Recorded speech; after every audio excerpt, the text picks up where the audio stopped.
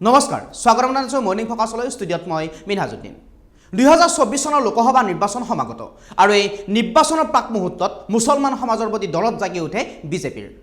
আৰু এইবাৰো তাৰ ব্যতিক্ৰম নহয় 2024 চনৰ লোকসভা নিৰ্বাচনলৈ মাজত মাত্ৰ 400টা দিন বাকী আছে আৰু এই 400টা দিন বাকী থকাৰ প্ৰাক মুহূৰ্তত বিজেপিৰ দলত জাগি উঠিল মুছলমান সমাজলৈ কিয় ক'ব লগা হ'ল নৰেন্দ্ৰ মোদীয়ে যে মুছলমান সমাজক বেয়াকৈ নক'ব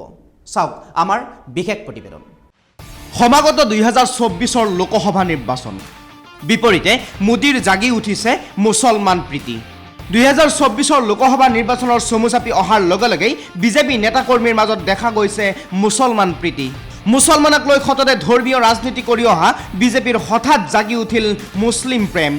দিল্লীত দুদিনীয়াকৈ অনুষ্ঠিত ৰাষ্ট্ৰীয় কাৰ্যনিৰ্বাহকত খুদ দেশৰ প্ৰধানমন্ত্ৰী মোদীৰ মুখত শুনা গ'ল মুছলমান প্ৰীতিৰ কথা প্ৰধানমন্ত্ৰীৰ এক বক্তব্যত প্ৰকাশ পাইছে যে 5 মানদাৰৰ মুছলমান পহৰা সম্প্ৰদায়ৰ লোকসকলৰ মনৰ ভাৱ ল'ব আৰু মত বিনিময় কৰিবৰ বাবে আহ্বান জনাইছে বিজেপিৰ কাৰ্যকৰ্তাসকলক সকলোকে জাতি ধৰ্ম বিভেদ পাহৰি সকলো আগবাঢ়ি যাব লাগে বুলি উল্লেখ কৰে দেশৰ প্ৰধানমন্ত্ৰী নৰেন্দ্ৰ মোদীয়ে কিন্তু হঠাৎ মোদীৰ এনে মন্তব্যক লৈ এতিয়া ৰহস্যৰ সৃষ্টি হৈছে সমগ্ৰ ভাৰততেই সমাগত 2024 চনৰ লোকসভা নিৰ্বাচন